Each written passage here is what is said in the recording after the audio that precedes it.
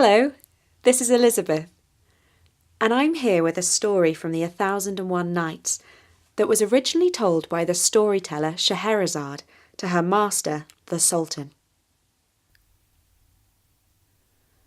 Long ago, in the city of Baghdad, there lived a man named Sinbad the Hamal. He made his living by lugging around heavy objects on his head. In short, he was a porter, as hard-working as he was poor. One exceedingly hot and dusty day, he was weary and sweating, and not sure if the heat or his load was causing him the most trouble. He staggered past the entrance of a wealthy merchant's house. The sight of a bench by the gates was so tempting that he could not resist setting down his load and sitting down for a while. As he rested, he felt a pleasant breeze and heard the sound of a lute playing and light voices full of laughter and song. He stood up and pushed the gates open slightly. As he peeked through them, he saw a garden full of flowers and servants carrying all sorts of rich and delicate meats. The delicious aroma greeted his nostrils and filled him with hunger. As he stood there, he recited some lines. Each morn that dawns I awake in pain and woe. I pick up my load and off to work I go. While others live in comfort and delight, with pretty song, good food and laughter light. All living things were born in their birthday suit, but some live like lords and others like brutes. At thee, O God all-wise, I dare not to rail, whose creation is just, and whose justice cannot fail.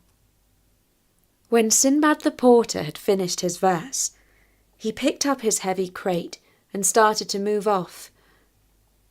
Just as he put one foot forward, there came from the gate a little servant boy who tugged at his sleeve and said, "Step inside, my lord wishes to meet you." The porter tried to make excuses, but the boy would have none of them, and eventually they went through the gate together. They walked through a majestic house to the grand dining room, which was full of lords sitting at tables laden with rich food and drink.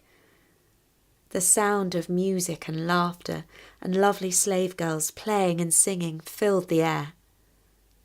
The diners were seated according to rank, and at the head of them all sat a man of worshipful and noble appearance.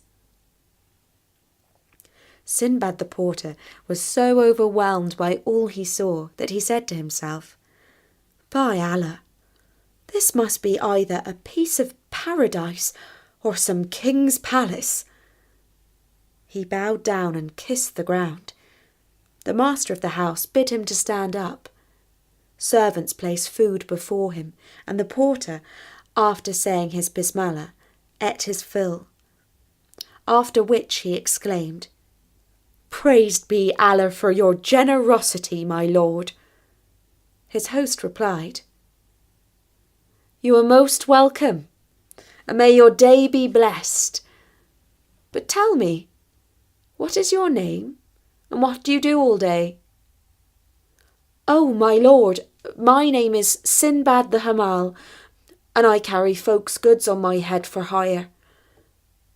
The master of the house smiled and said, "Now, if you will be so kind, let me hear those verses that you recited outside the gate of my house."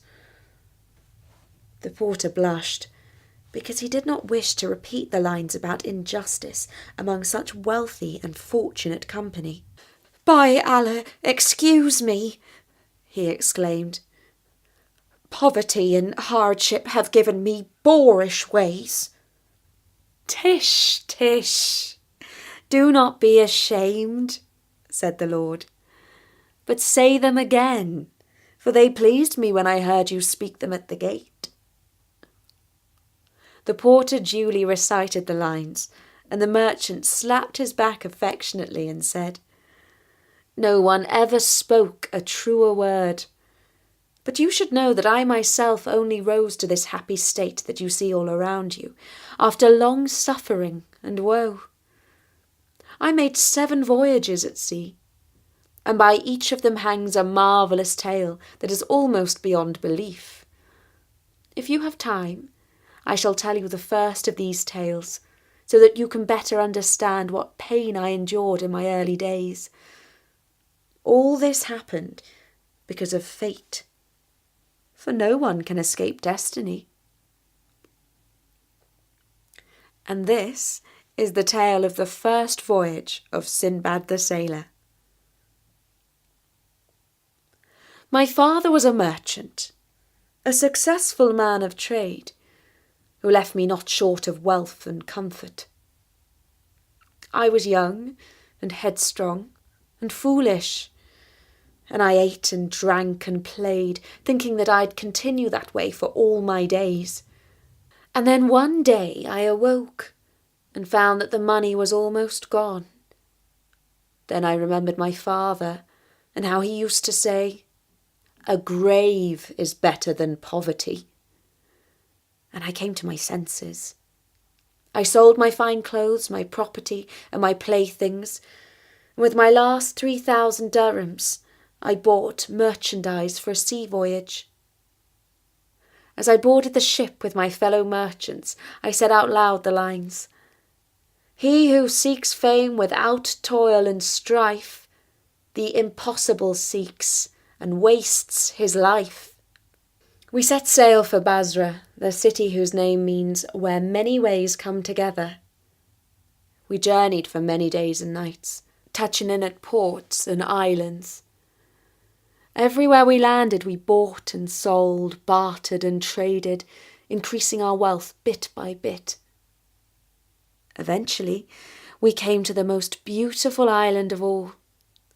Here some seeds from the gardens of paradise must have landed and taken root.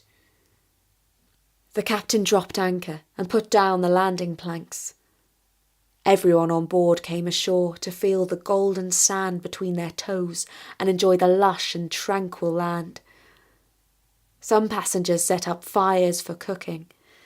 Others washed their clothes. A few of us contented ourselves with walking around the island and then drank and played.